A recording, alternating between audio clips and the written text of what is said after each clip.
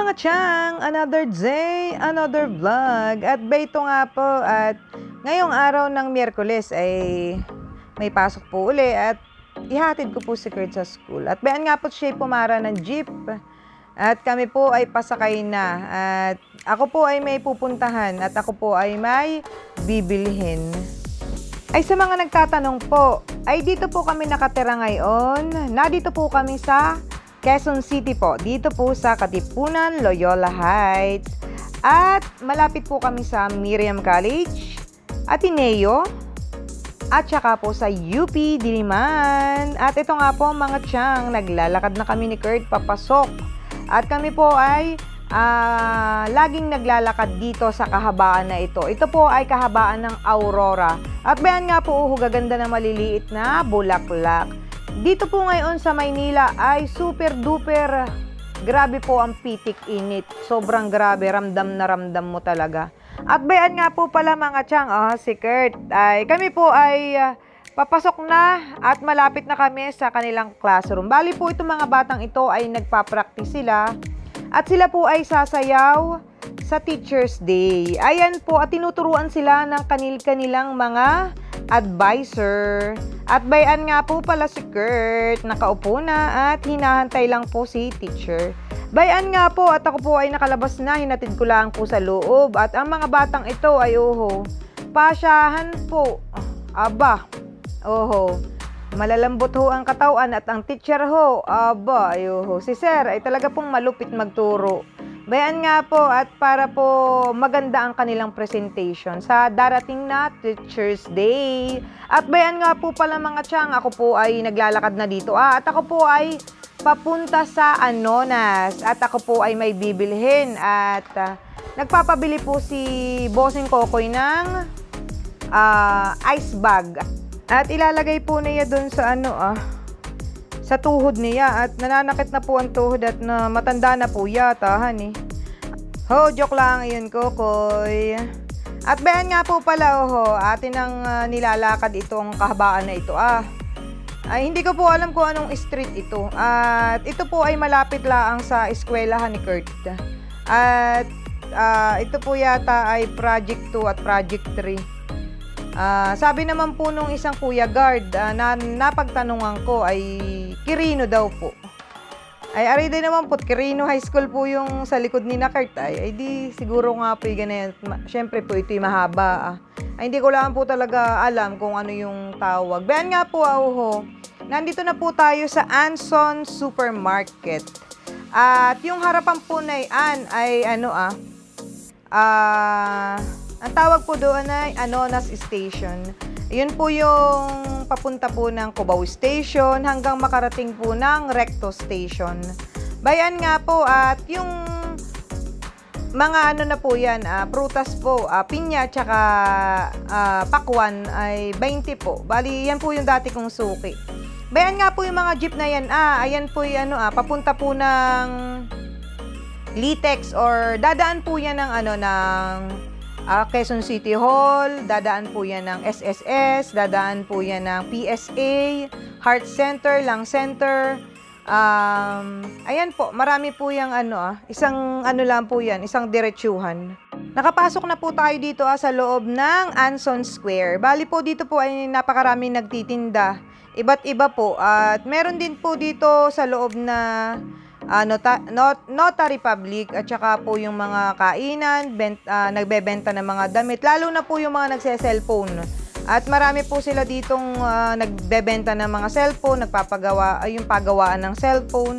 At bayan nga po yung binili kong ice bag para kay Papa. Ang presyo po na yung pinakamaliit ay 120 po. Bayan nga po at ako po ay pumasok na dito Ayan po yung Anson Supermarket at bayan po, 'di ba? Kulay green po yung kanilang uniform at bayan nga po at tayo ay palabas na at kayo po ay itutur ko sa simbahan ng St. Joseph po. Bali, ito po ay malapit lang din sa amin. Bali po pagka kayo nag-jeep po ay di bababa ka ng Anonas. Ang kasunod po na yan ay Cubao na po. Ayan, at doon na po ninyo ma-access sa Cubao. ang mga sakayan po na papunta sa Makati, papunta sa SM North, marami po na kayong pwedeng sakyan pagka nasa Cubao na kayo kasi sentro po yun ay. Bayan nga po at nandito na po tayo sa simbahan ng St. Joseph po. Marami din po ditong namamanata at nagsisimba sa St. Joseph. Bali po ba yan, papakita ko sa inyo ang mga bulaklak. At marami po din ditong bumibili ng bulaklak. Lalo na po syempre kapag Sunday, pagka araw ng pagsimba. Bayan nga po at diyan sa kabilang iyan sa may gilid. Bayan po iyan po ay labasan papunta naman po doon sa likod uli sa may Anson po sa mga sakayan ng jeep Palitex. At bayan nga po, nandito po tayo sa loob ng simbahan po. Pero ito po ay dun sa, sandali lang, babasahin ko ha. At aking pong binidyo. Nakalimutan ko po. Bayan po, ano po ito Adoration Chapel. At bayan nga po, nandito tayo sa tinitirikan ng mga kandila at ako po ay aakyat dito sa mismong pinagmimisahan ng pari. Pagka po may mga nagsisimba, nandito po. Yung sa may baba po naman, yun po ay mga nagpipray po. At dito po walang katao-tao. Ako lang po umakyat. Ay dito po yata bawal. Kaya po siguro walang katao-tao. Doon po lahat sa baba na na nagpipray po yung mga gusto pong magpray sa Adoration Chapel po. Bayan nga po. Pinakita ko po lang sa inyo kung anong itsura ng St. Joseph na simbahan ng St. Joseph po. Bayan nga po, at tayo ay palabas na. At tayo po ay babaybay. Papakita ko po sa inyo yung iba pang dito Dito lang po muna tayo at masyado na pong malayo kapag pagka minsan po naligaw sa Cubao, bibidyohin din po natin. At bayan po, yung nakikita nyo yung footbridge na yan. Kung gusto mong pumunta sa WCC o do sa ospital po, diyan po kayo aakyat. At wala po diyang tawiran, bawal po tumawid. At bayan nga po yung WCC. Bali po, diyan din po ako nanganak nung ako'y nanganak kay Kurt. Ayan po ay private din. Kaso nga lang po, yung sa amin po ay may SWA. Kaya po, nabawasan po ng 50% po yung yung babayarin. Ayan. At diyan po ako nanganak. Ako po'y pauwi na dito at dito po ako dadaan sa likod sa may McDo. Paikot po uli at madadaanan ko po ulit yung school ni na Kurt. At mas gusto ko po doon dumaan at kumbaga po ay secondary road po siya. Hindi po siya masyadong ganun kadami ang sasakyan. Hindi po katulad doon sa may kabila at doon po talaga yung mabibilis ang mga sasakyan. Dito na po tayo dadaan para po bagsak din po or sakto po doon sa school ni na Kurt. Doon po sa kanina kong dinaanan. Bayan nga po tayo ay tumatawid na sa pedestrian lane. Pabalik na po ulit ako at dito po ako dadaan sa may McDo. At bayan po, napakadaming e-bike na nagtitinda dito At may mga pa po sila, bagong open po ata ito, may mga balloons pa. Bali po bayan, dito po ulit tayo dadaan sa likuran. Para po, mas maigi po ditong dadaan. At syempre po, safe uli po para hindi po ganun kadami ang sasakyan. Bayan po yung mga jeep na yan na nakikita ninyo. Ayan po yung biyaheng Litex. At diyan nga po, mga lagro. Para po hindi kayo mahirapan. Kung kayo pupuntang Maynila, kung wala kayo dito or kung nandito kayo sa Maynila, bayan na po, pagka kayo pupuntang PSA, diyan lang po kung kayo nasa Cubao, sasakay lang po kayo ng ng jeep. Papababa po kayo sa St. Joseph. At bayan nga po yung Mulabe Garden, yung Mulabe Public Market. At may nakita po kayong may tent diyan, yung kay Franz Pumarin, kay Congressman Franz Pumarin. Iyan po ay national ID. Yan, sa mga yung iba po ay wala pang national ID hindi pa po talaga lahat nakakakuha. Bayan po at napakaraming tindang prutas dito sa bungad. Sila yung mga nasa bungad. At yung mga gulayan po, tas mga isda, tapos po mga karne. Ganyan lang po, medyo may kaliitan po. Pero okay na po ito, at least malinis naman po. At saka maliwanag po. Tsaka wala pong amoy dito pagka pumunta kayo. Yung iba pong palengke, pagpasok, hindi ka pa nakakapasok ay iba po ang amoy. Pero dito po ay malinis po, wala pong kaamoy-amoy. Bayan nga po at marami din po ditong namimili.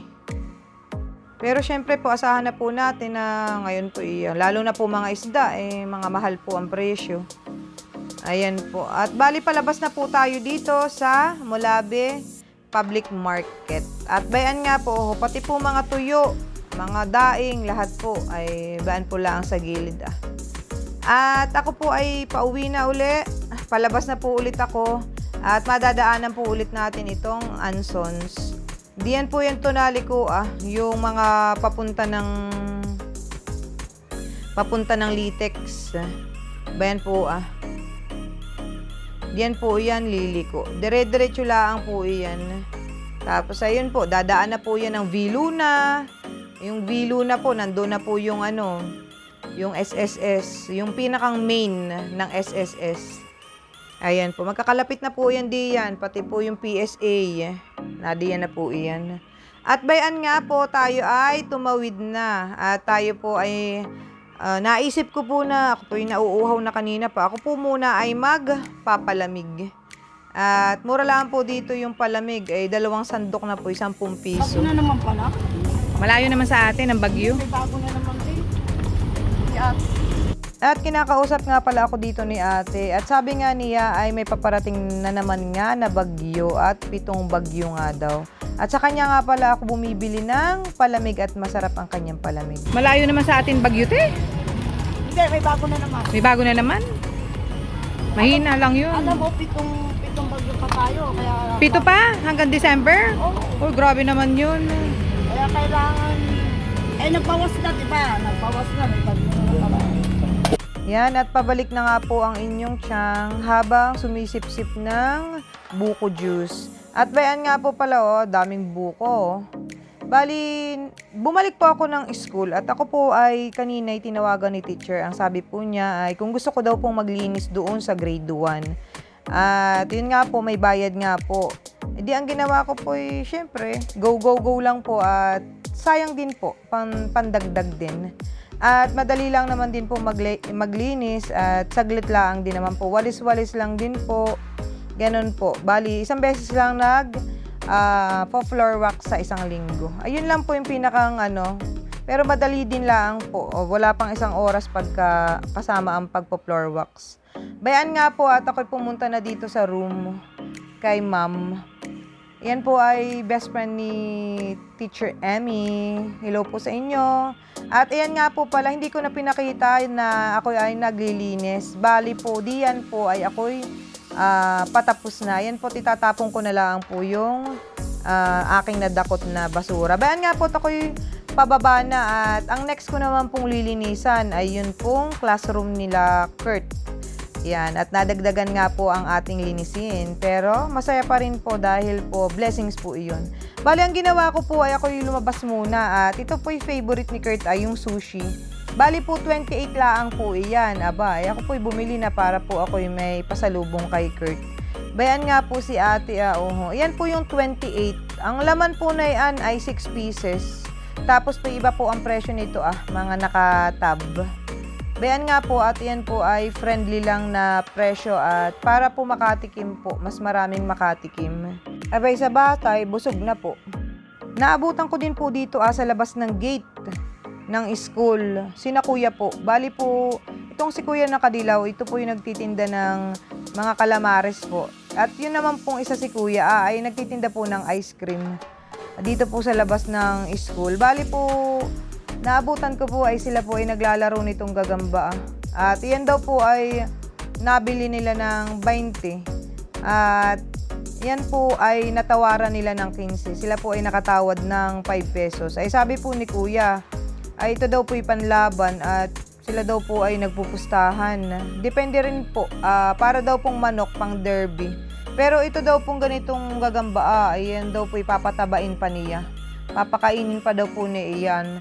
At hindi pa daw po yan pwede talagang ipanlaban. Ang pinanglalaban daw po ay dun kasing laki po nung kukusahin liliit. Ganun po kataba. At ayan nga po, ayun daw po yung nagpe-presyo ng 50 pesos, yung ganong gagamba. Bali po sabi po niya, ay ito daw po ay gagambang talahib. At sa talahiban lang po na kukuha. At yun lang po, sana po ay nag-enjoy kayo. Maraming salamat po sa walang sawang panonood nyo sa aking mga video. At ingat po tayo palagi. God bless po sa ating lahat. At mabuhay po tayo. Bye-bye! Thank you so much!